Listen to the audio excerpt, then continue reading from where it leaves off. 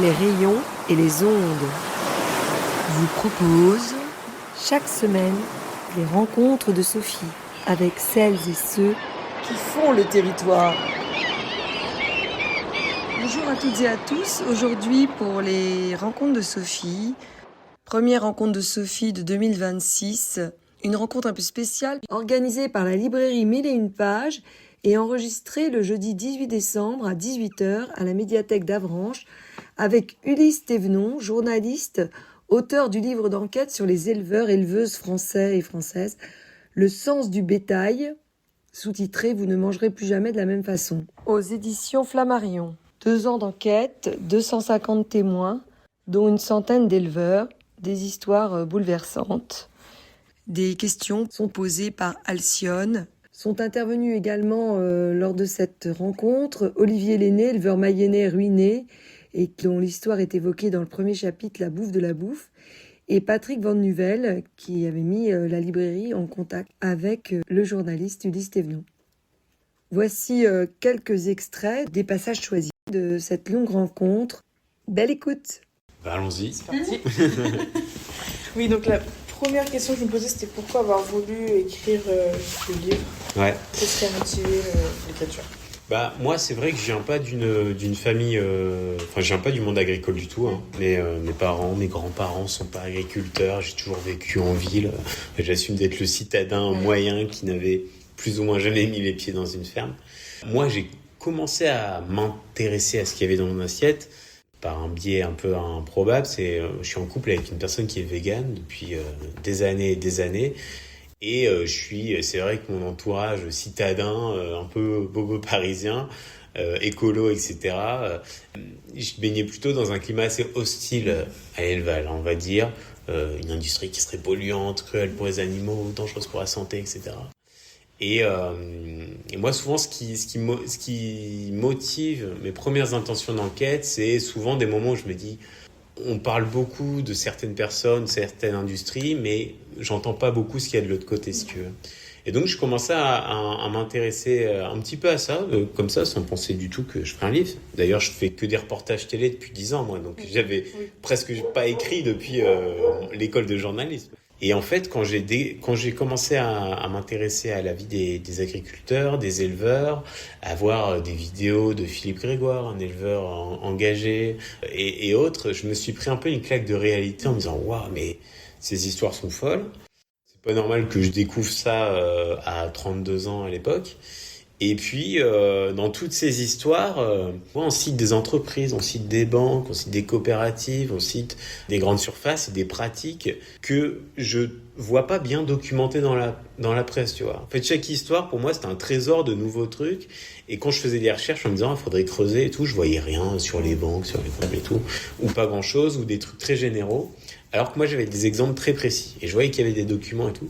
Donc, pour un journaliste, tu dis, il y a vraiment un terreau fertile, tu vois, d'histoires à raconter, de pratiques problématiques à mettre en avant. Et puis, au-delà de ça, en tant que citoyen et humain, vraiment le côté humain de ces personnes qui travaillent énormément, qui font tourner toute une industrie et pourtant qui sont les plus méprisés de cette filière, m'a vraiment touché. Et voilà, je me suis dit, ces gens qui sont vus comme des bourreaux, qui sont pas reconnus à leur juste valeur, il y a quelque chose de profondément injuste. Et ça m'a encouragé à y aller. Ce qui m'a convaincu que c'était une bonne idée, c'était que au début, je me suis dit, bon, comment je vais parler de ça à ma copine qui est végane et qui va me dire, écoute, je vais pas pleurer sur le dos de personnes qui exploitent les animaux. Pas du tout, en fait. Elle a été très touchée, elle aussi. Et elle m'a fait, mais en fait, qu'il soit éleveur, artisan ou que sais-je, c'est pas normal de traiter des gens de cette façon. Donc là, je me suis dit, ah ouais, en fait, l'élevage qui est un sujet très clivant, la souffrance des agriculteurs, c'est un truc qui peut vraiment fédérer, quoi. Et je l'ai vérifié à la sortie de mon livre. J'ai vraiment été invité dans des environnements très différents. Donc autant effectivement dans des foires agricoles, auprès des agriculteurs, mais aussi de groupes un peu véganes, antispécistes et tout, qui étaient vachement intéressés par ce côté-là, qui confirment ce qu'ils pensent. Chacun peut voit midi à sa porte. Je suis allé à la fête nationale de lutte ouvrière et aux universités d'été du MEDEF, tu vois. Et donc, chacun trouve là-dedans une raison de s'indigner. Enfin, je suis content d'avoir eu cette intuition qui était la bonne, quoi. Je veux dire, c'est vraiment quelque chose qui fédère, quoi. Et ça, je trouve ça chouette. On entend souvent parler, comme je disais, concernant l'élevage, des problèmes environnementaux, qui sont un vrai problème. De la question des animaux, qui est un problème que je trouve important aussi. Mais quand tu traites ça en tant que journaliste, t'es vraiment rangé dans... On a l'impression que t'es militant, etc. Et tout. Et je voulais vraiment pas être là-dedans, parce que c'est pas comme ça que je vois mon travail. Et donc voilà, ça c'est une approche, un angle que je trouve intéressant et pas beaucoup médiatisé, quoi. Est-ce qu'un élevage éthique serait possible? Qu'est-ce que t'appelles un élevage éthique? Plus respectueux de qui, de des quoi? éleveurs, des animaux.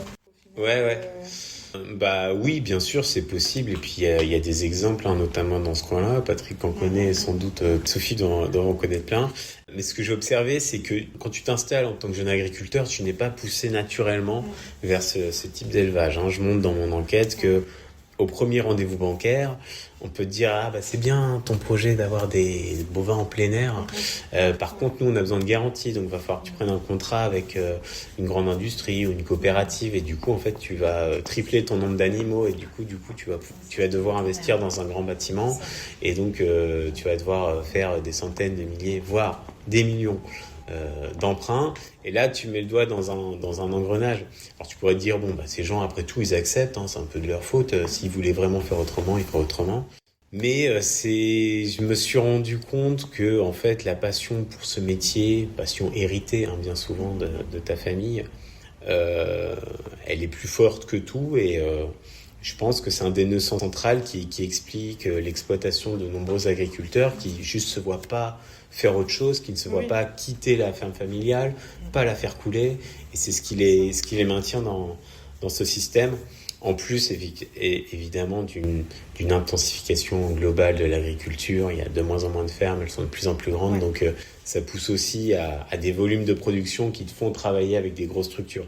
Mais heureusement, il reste encore plein de paysans bio, plein air, engagés dans des démarches vertueuses, mais il faut pas se leurrer. En termes de volume, ça reste un peu une goutte d'eau dans l'océan. Et puis, ce que j'ai découvert, c'est qu'ils ont aussi du mal à survivre à cause des normes, notamment les normes sanitaires, qui sont pensées pour l'industrie. J'étais récemment, ce sera un chapitre de la version poche qui sort en février, et j'étais avec une éleveuse de porc noir dans le Gers qui s'appelle Noémie. Et chez elle, c'est vraiment une carte postale. Il faut vraiment imaginer les collines verdoyantes, les porcs, ils gambadent un peu où ils veulent, etc. C'est super beau. Sauf que c'est idéal, mais en fait, c'est presque illégal. Parce que on entend des oiseaux. Ils pourraient rapporter la grippe aviaire. J'ai pas fait des vidéos. Et si, Instagram, j'ai fait une vidéo avec elle. Voilà, tu l'as peut-être vu. C'est vrai qu'elle disait que tout, finalement, se retournait contre... Voilà, c'est ça. Et la petite poule qui est proche des cochons, ça va pas. Attends, le chat qui se promène, pareil. Le quad qui vient ramener du lactosérum pour les cochons. Il faudrait désinfecter ces roues. Dans un élevage paysan, ça me paraît un peu délirant. Même moi, j'ai pas le droit d'être là. Il faudrait que je change intégralement de tenue, etc. Sauf que tu vois, on est vraiment... il y a un décalage entre déjà l'image que les Français ont d'une ferme, qui est exactement ça, avec des cabanes en bois, et l'image que voudrait la filière, qui veut des blocs de laboratoire blancs, désinfectés, etc. Et on le voit avec l'actualité, on va effectivement la biosécurité qui permet de se préserver des maladies animales comme on connaît actuellement. On met une pression énorme, et notamment sur les paysans, et des gens comme Noémie ne peuvent pas se mettre aux normes. Déjà, ça ne correspond pas du tout à leur vision du métier, et puis ça coûte beaucoup trop cher. Et pourtant, ce seront les premiers à en pâtir si demain, à cause du libre-échange, de la mondialisation, etc., il y a la peste porcine africaine qui arrive, ce seront les premiers à en pâtir, parce qu'on dira « vous n'êtes pas aux normes de sécurité », et ils disent « mais moi, je suis pas concerné en fait par les échanges de porcs et des transferts d'animaux à travers la planète. Pourtant, c'est moi qui subis ces normes-là, tu vois. » Donc, effectivement, des élevages éthiques, comme tu l'entends, il en existe, mais ils sont en danger, quoi. Voilà, ils sont marginaux, quoi. Et donc, c'est dommage parce qu'on est très content de les avoir quand il faut faire une pub dans un magazine, quoi. Oui. Mais ils sont pas soutenus en réalité, quoi. Ouais, c'est compliqué. Hein. Après, le profil néo-rural, quitte la ville pour élever des chèvres, etc. C'est vrai qu'il y en a, et clairement, c'est pas des gens qui ont envie d'investir 4 millions dans un élevage de 1000 trucs, quoi. Mais je me demandais aussi, en tant que consommateur, comment on pourrait faire pour ne pas culpabiliser ouais, c'est difficile, hein. Ouais. Consommer. Bah alors dans mon livre j'évite, et on me le reproche hein, pour le coup, mais je l'assume, on me reproche de dire mais tu parles de tout le monde sauf de la responsabilité du consommateur. Moi ce que je réponds c'est que quand tu vas faire tes courses, tu es incapable de savoir si le prix que tu as devant toi il est rémunérateur ou pas. Or tous les autres acteurs qui sont entre toi et l'agriculteur, ils sont très bien au courant. Oui. L'industriel, la grande distribution, l'État qui a encadré tout ça, eux, ils savent. Et c'est eux qui font des choix, etc. Donc, c'est pour ça que moi, je ne veux pas accabler le consommateur. Évidemment, la tendance à toujours vouloir le moins cher est problématique. Il faut bien se rendre compte qu'on est dans une... c'est un peu bateau, mais c'est vrai, on est dans une société où c'est pas forcément valorisé de dépenser beaucoup d'argent en faisant ses courses, quoi.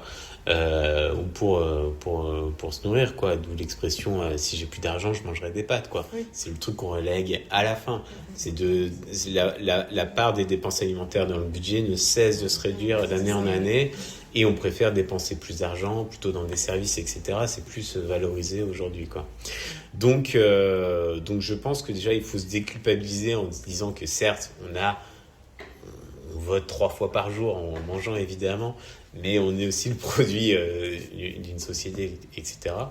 Et puis après chacun à son échelle peut faire comme il peut, hein. C'est vrai qu'aller rien que moi je dis en général, si vous allez au marché, c'est déjà super bien. Ça, c'est vraiment le niveau zéro, c'est accessible à peu près à tout le monde.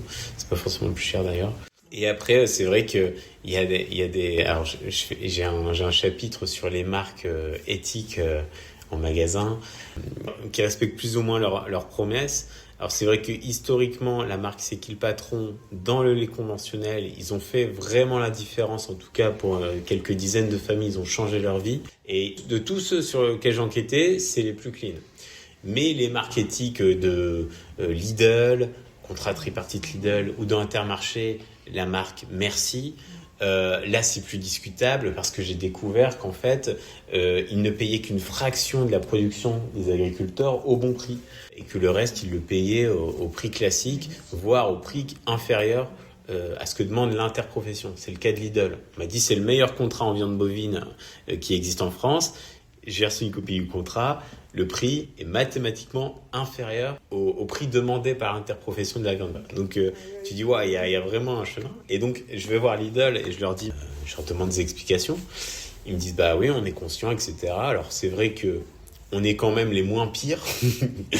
Mais si on mettait le vrai prix de la viande, plus personne l'achèterait. Et donc là, ça pose aussi une question en tant que consommateur. On a aussi été habitué depuis des années à un prix qui est anormalement bas, quoi. Oui, c'est ça. Mais il y a une solution, c'est d'acheter moins de viande Oui. et que ça soit un plat de fête, on n'en mange pas tous les jours. Ouais.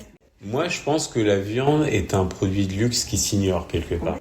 L'histoire d'Olivier, vous l'avez peut-être lu. C'est un massacre, moi. Mais... Ouais, il y a un sur le dos. Sous-chapitre livraison mortelle, donc on lui a livré un aliment qui n'était pas conforme et c'était le début d'une spirale infernale où ces animaux sont morts chez lui dans des conditions effroyables.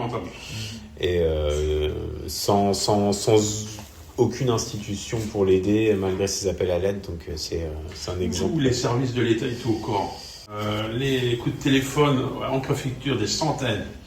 On retrouve encore en ligne des articles de presse où avant la catastrophe où tu lances l'alerte, donc on les retrouve. Hein. C'était un éleveur ruiné par un mauvais aliment, Olivier Lenné, oui. Ouais, c'est ça.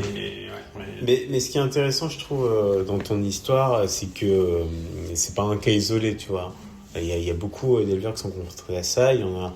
Je suis en contact avec des éleveurs qui, pareil, depuis des mois, ils voient leurs animaux tomber les uns après les autres à cause d'un aliment à un moment donné qui a été livré, qui était toxique.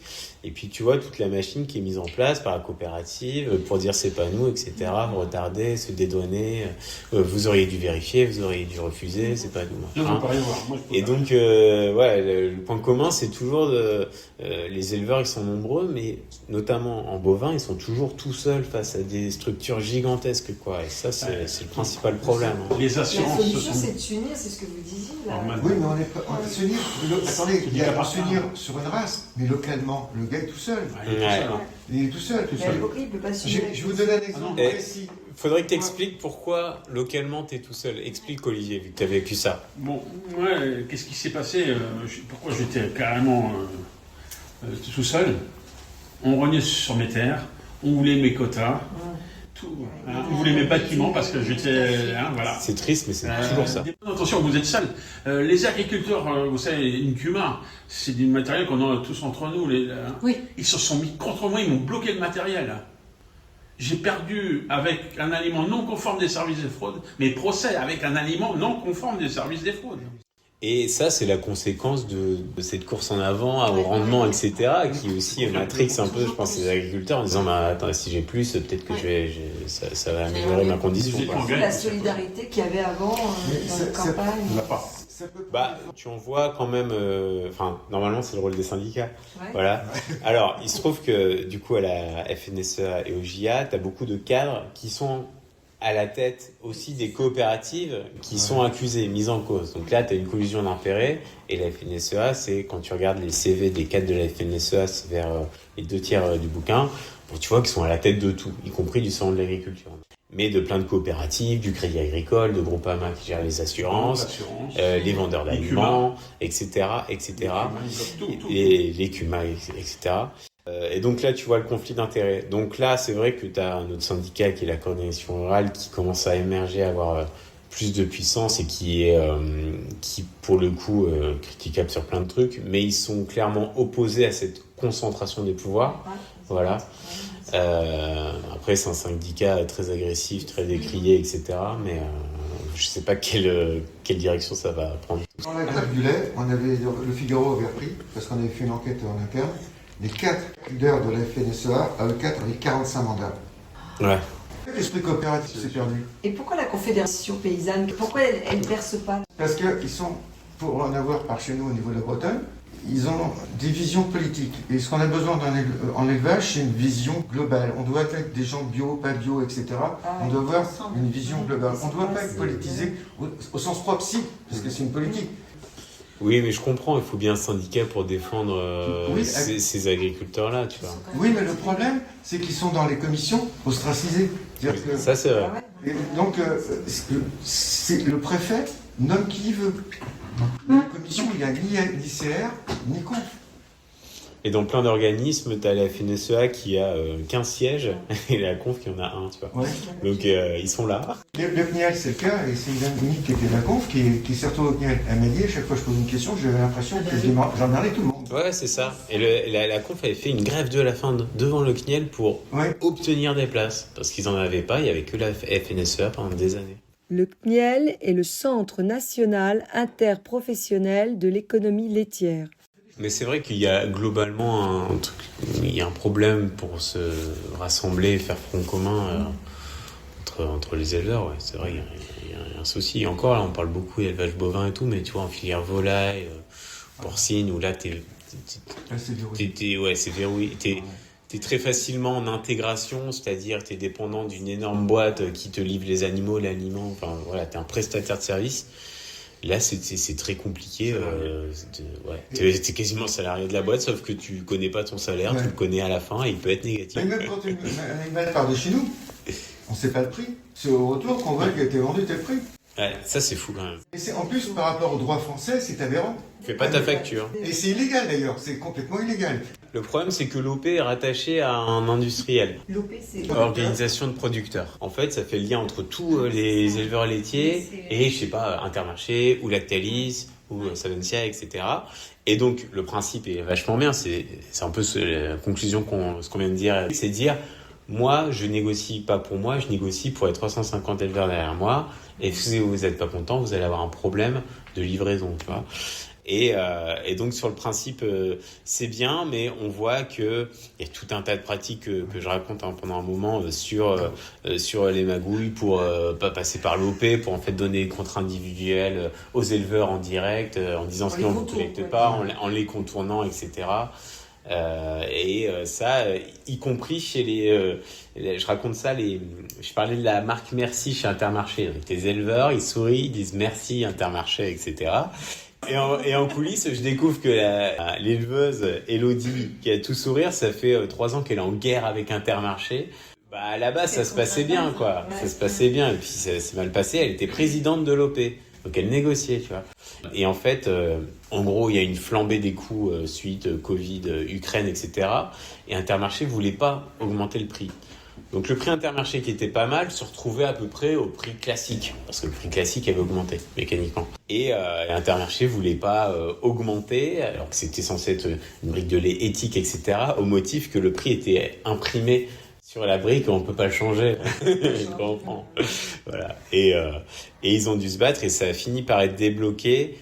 Peut-être que j'ai joué un rôle parce que ça s'est débloqué juste avant la sortie du livre et ils savaient que ça sortait. Je leur posais des questions et machin et tout. Donc bon, tant mieux. Mais du coup, les OP sur le principe c'est vachement bien, mais on voit tous les freins pour que les lois soient appliquées. Et sur toutes les lois Egalim, donc les lois Egalim depuis 2017, c'est des lois faites justement pour améliorer la rémunération des agriculteurs. Et elle n'est pas appliquée, elle n'est pas contrôlée, elle n'est pas sanctionnée. Donc à partir de là, et donc il y a plein de dérives sur les OP. Normalement aussi en viande, tout doit être contractualisé avec un contrat de travail. Bon, même Bigard, Bigard, leader des abattoirs, il dit qu'il y a à peu près 30% qui est vraiment contractualisé.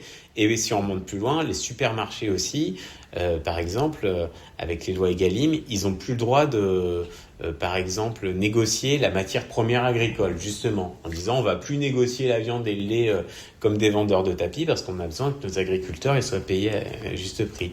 Et donc il y a plein de dérives, ils se mettent à négocier à l'étranger dans des centrales d'achat, ils répercutent les prix sur autre chose, etc. Et donc, il y a plein d'exemples où tu vois que les lois Egalim, elles sont contournées du jour au lendemain, quoi. Dernier exemple aussi, juste, les coopératives avaient plus le droit de faire du conseil de pesticides et de vendre les pesticides, tu vois. Eh ben, c'est pas évident, mais il a fallu une loi. Il y a des Duplon est revenu là-dessus. Oui, la loi Duplon est revenue là-dessus déjà. Mais limite, ça servait un peu à rien parce qu'il y a des techniciens de coopératives qui me disent ah oui, cette loi, bah écoute, au lendemain, on a juste arrêté d'écrire nos conseils, on les donnait à l'oral et c'est tout. Voilà. C'est plus ça. Voilà.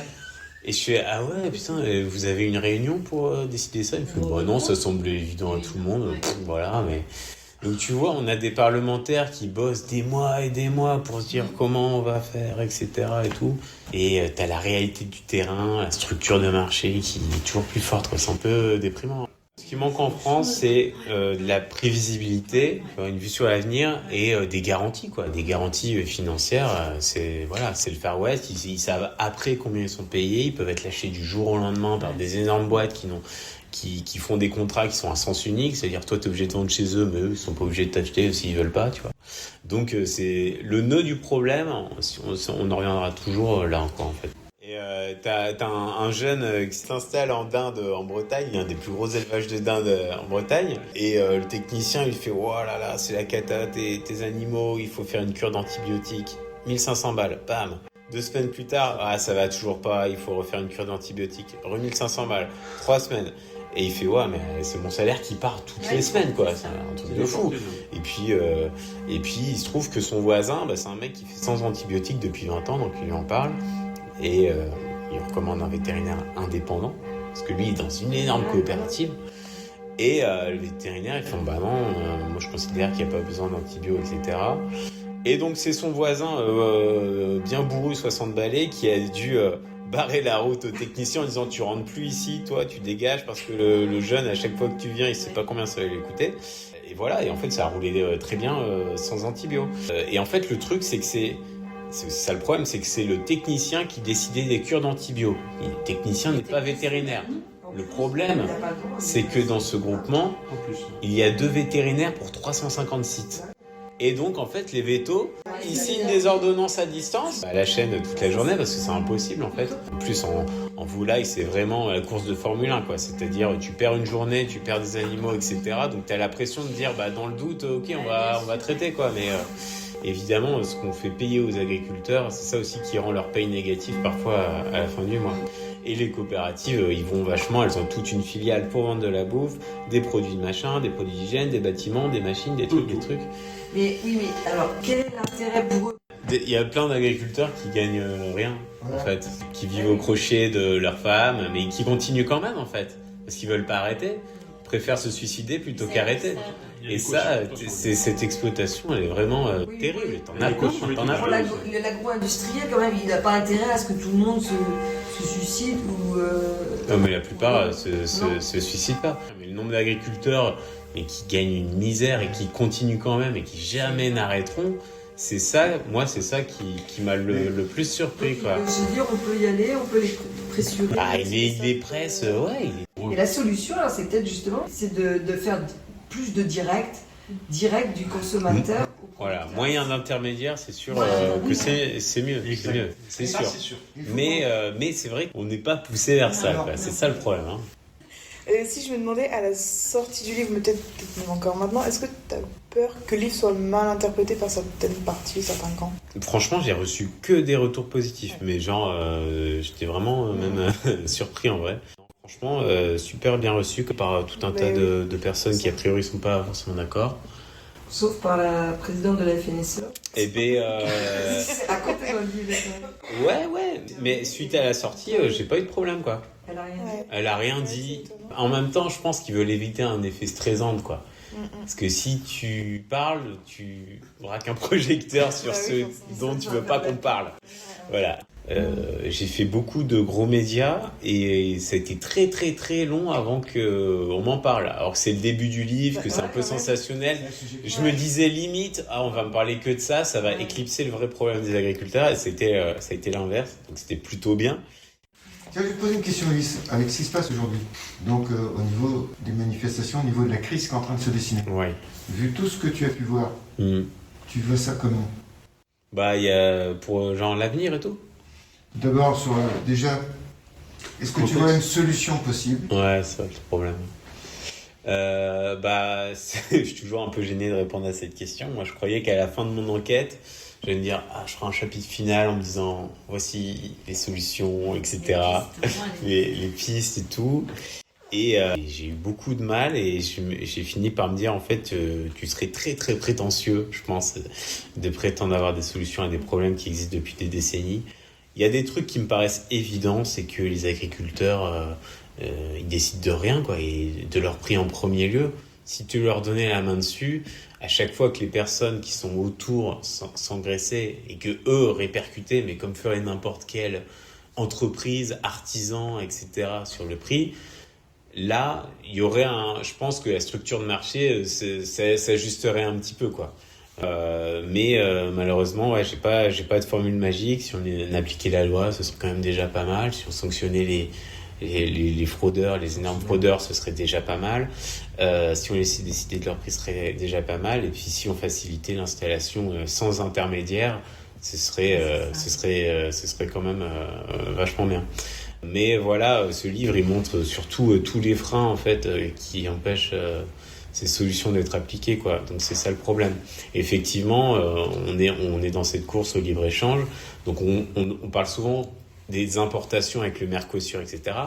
Mais là, on voit qu'on est dépendant des exportations avec la dermatose nodulaire contagieuse.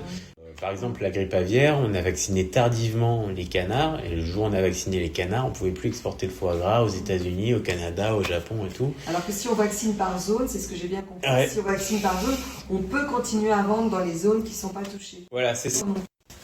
Honnêtement, Louis, est-ce que tu as senti sur le terrain une différence de conception par rapport à l'élevage, parce que après, effectivement, on peut dire que les syndicats sont opposés aux trouver plein d'idées divergentes. Ouais. Mais sur le terrain, est-ce que tu l'as senti?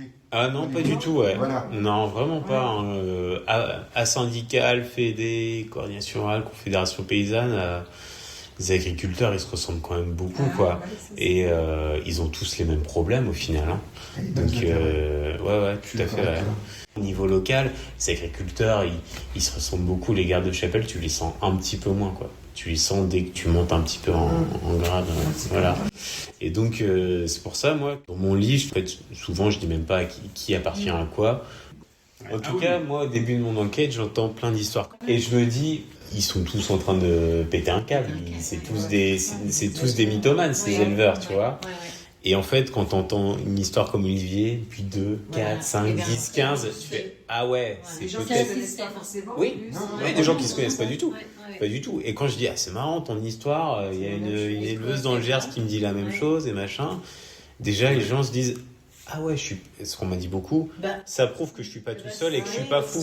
Et que je suis pas fou, quoi. » Et ça, c'est un retour que j'ai beaucoup eu. Des histoores comme ça, à peine croyables, en fait, il y en a partout, tout le temps en France, mais on les connaît pas, quoi. Souvent, c'est passé sous silence. Et moi, c'est ça qui m'a vraiment surpris et j'ai mis beaucoup de temps à me dire, ok, c'est réel, c'est vérifiable, c'est vérifié, il faut en parler, quoi. Parce qu'au début, tu te dis, bon, tout ça, ces histoires, c'est un peu vaseux, c'est mystérieux, je dois pas tout savoir, le gars doit avoir des trucs à se reprocher, machin, tout ça. Ce qui est un raisonnement sain. Et puis en fait, il y a quand même beaucoup d'histoires sordides et assez injustes, quoi. Et c'est la réalité, moi, je l'ai constaté, quoi, tu vois. Et pas qu'une fois, il y a 250 témoins dans mon enquête. Mais moi qui connaissais rien à ce monde-là, c'est vraiment sur place que j'ai compris le côté viscéral d'être avec des animaux, quoi. Je comprends qu'il y a un truc qui te prend et c'est dur à concevoir parfois quand t'es pas de ce monde-là, quand t'es consommateur et tout, tu dis bon, au final, c'est une exploitation animale, c'est une activité économique, ces animaux, ils finissent tous à l'abattoir, on peut se dire, les éleveurs, ils ont vraiment un énorme détachement, etc. L'éleveur qui aime ses bêtes, ça peut être mis en doute, tu vois. Et c'est vraiment sur place que j'ai compris, en fait. Je m'arrête, je vois 2 paysans qui étaient à la retraite. Ah, ils me disent oui, on n'a pas pu. 18 et 19 ans. Celles-là, on n'a pas pu les vendre. Elles sont dans le champ, elles finiront là. Et c'est là qu'on se rend compte de... Ouais, c'est assez fascinant. Ouais. Mais c'est vrai que moi, mes rapports avec les animaux, c'est les chiens, les chats. Mais c'est pas du tout la même relation, quoi. Merci pour votre invitation. Merci d'être venu. Ouais. Vous êtes venu à Paris? Non, j'habite à Rouen, moi. Mais j'étais content de revoir Patrick et Olivier parce qu'on s'était vus la dernière fois il y a un moment déjà. 2 ans. Nous terminerons cette rencontre avec le choix musical d'Ulysse Thévenon, Lumière de Lorient Testard, pour la bande-son originale du jeu vidéo français Clair Obscur Expédition 33, sorti en avril 2025, et dans lequel une entité mystérieuse est réputée responsable des maux de la civilisation. Un message ? En tout cas, on peut souhaiter que le travail de journaliste éclaireur comme Ulysse Thévenon puisse nous aider à améliorer l'avenir de notre société. Dim, tam, tadilam, vacarme,